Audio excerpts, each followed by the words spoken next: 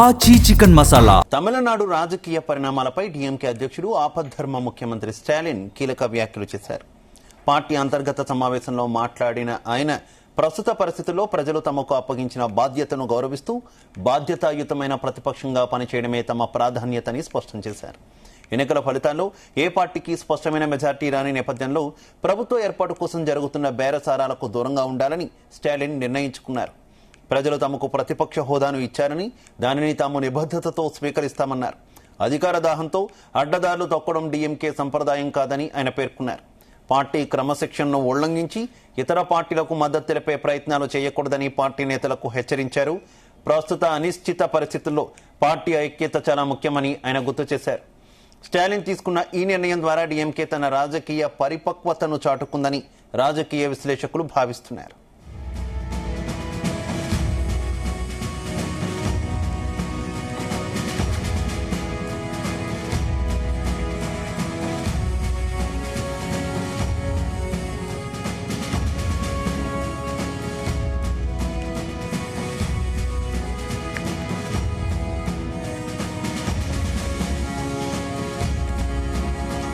తమిళనాడు రాజకీయ పరిణామాలపై డీఎంకే అధ్యక్షుడు ఆపద్ధర్మ ముఖ్యమంత్రి స్టాలిన్ కీలక వ్యాఖ్యలు చేశారు. పార్టీ అంతర్గత సమావేశంలో మాట్లాడిన ఆయన ప్రస్తుత పరిస్థితుల్లో ప్రజలు తమకు అప్పగించిన బాధ్యతను గౌరవిస్తూ బాధ్యతాయుతమైన ప్రతిపక్షంగా పనిచేయడం తమ ప్రాధాన్యత అని స్పష్టం చేశారు. ఎన్నికల ఫలితాల్లో ఏ పార్టీకి స్పష్టమైన మెజారిటీ రాని నేపథ్యంలో ప్రభుత్వ ఏర్పాటు కోసం జరుగుతున్న బేరసారాలకు దూరంగా ఉండాలని స్టాలిన్ నిర్ణయించుకున్నారు. ప్రజలు తమకు ప్రతిపక్ష హోదాను ఇచ్చారని దానిని తాము నిబద్ధతతో స్వీకరిస్తామన్నారు. అధికార దాహంతో అడ్డదారులు తొక్కడం డీఎంకే సంప్రదాయం కాదని ఆయన పేర్కొన్నారు. పార్టీ క్రమశిక్షణను ఉల్లంఘించి ఇతర పార్టీలకు మద్దతు తెలిపే ప్రయత్నాలు చేయకూడదని పార్టీ నేతలకు హెచ్చరించారు. ప్రస్తుత అనిశ్చిత పరిస్థితుల్లో పార్టీ ఐక్యత చాలా ముఖ్యమని ఆయన గుర్తు చేశారు. స్టాలిన్ తీసుకున్న ఈ నిర్ణయం ద్వారా డీఎంకే తన రాజకీయ పరిపక్వతను చాటుకుందని రాజకీయ విశ్లేషకులు భావిస్తున్నారు. స్టాలిన్ కామెంట్స్ కు సంబంధించి మరింత ఇన్ఫర్మేషన్ మా చీఫ్ న్యూస్ కోఆర్డినేటర్ రాధాకృష్ణ అందిస్తారు. రాధాకృష్ణ. Good evening Siva. తమిళనాడులో నెలకొన్నటువంటి తాజా రాజకీయ పరిణామాలపై ఆపద్ధర్మ ముఖ్యమంత్రి స్టాలిన్ కీలక వ్యాఖ్యలు చేస్తారని చెప్పాల్సి ఉంటుంది. ఎందుకంటే గత రెండు మూడు రోజులుగా తమిళనాడులో జరుగుతున్న పరిణామాలు మనకు అంతా తెలిసిందే. టీవీకే అధినేత అత్యధికంగా టీవీకే పార్టీ 108 అత్యధికంగా ఎమ్మెల్యే సీట్లు గెలుచుకున్నప్పటికీ ప్రభుత్వ ఏర్పాటుకు కొన్ని అడ్డంకులు ఎదురవుతా ఉన్నాయి.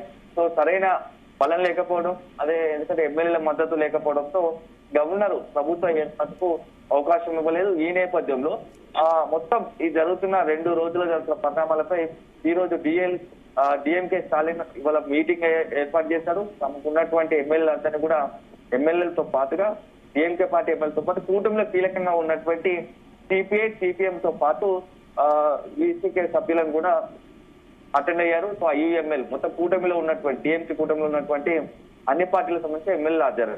ఈ సందర్భంగా చాలా కీలక వ్యాఖ్యలు చేశారు. సో ప్రతిపక్ష పాత్ర పోషించాలని ప్రజలు మనకు బాధ్యత అప్పగించారు. సో ఆ బాధ్యతకు అనుగుణంగానే ఒక ప్రతిపక్ష పాత్ర ఉండి ప్రజా సమస్యలపై పోరాటం చేస్తాము.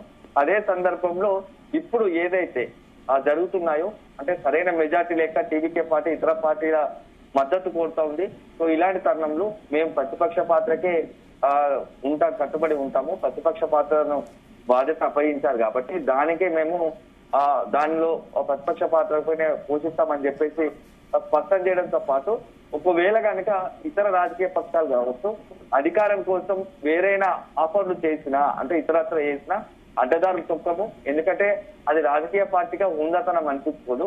అలాంటి పనిని కూడా డిఎంకే పార్టీ ఎప్పుడు కూడా చెయ్యదు అంటూ కూడా కొంత మాట్లాడిన పరిస్థితి కనబడుతుంది. సో ఈ నేపథ్యంలో అంటే ఒక రకంగా చెప్పాలంటే డిఎంకే స్టాలిన్ ఎందుకంటే నిన్న మొన్న కొన్ని చర్చ జరిగేది. డిఎంకే పార్టీని ఏఐడిఎంకే ఇద్దరు కలిసి కూడా ప్రభుత్వాన్ని ఏర్పాటు చేసే అవకాశం ఉంటుందని చెప్పేసి తమిళనాడులో ఒక ప్రచారం జరిగింది. అయితే కాసేపటి క్రితం కూడా డిఎంకే పార్టీకి సంబంధించిన కీలక నేతగా ఉన్నటువంటి అలంగోర్ కూడా ఈ వ్యాఖ్యలకు సంబంధించి మాట్లాడుతూ డిఎంకే ఏడీఎంకే సంబంధించి పొత్తు విషయంలో ఇంకా ఎలాంటి నిర్ణయం తీసుకోలేదు, చర్చలు జరగలేదు అంటూ కూడా ఒక రకంగా ఏదైతే మీడియాలో జరుగుతున్న ప్రచారానికి కొంత బలాన్ని ఇచ్చేలాగా మాట్లాడడం కూడా కొంత సంచలనంగా మరి ఈ నేపథ్యంలో స్టాలిన్ దానికి పూర్తి స్థాయిలో చెక్ పెట్టేలా మేము ఎవరితో అధికారాన్ని పంచుకోదలుచుకోలేదు, ప్రజలు ఇచ్చినటువంటి తీర్పు అనుగుణంగానే మేము పనిచేస్తాము, ప్రతిపక్ష బాధ్యత నిర్వహిస్తాము అని చెప్పేసి కూడా చెప్పడం. దాంతో పాటుగా పార్టీ ఎమ్మెల్యేలు ఎవరు కూడా పార్టీ నియమాలను దాటి నిబంధనలను దాటి ప్రవర్తించకూడదు, మాట్లాడకూడదు అంటూ కూడా కొంత కండిషన్స్ పెట్టారు. సో చూడాలి, మొత్తంగా తమిళనాడు రాష్ట్ర రాజకీయాల్లో అత్యంత కీలక పరిణామాలు వరుసగా చోటు చేసుకుంటున్నాయి. ఎప్పుడు ఏ క్షణంలో ఏం జరుగుతుందో తెలియని పరిస్థితి.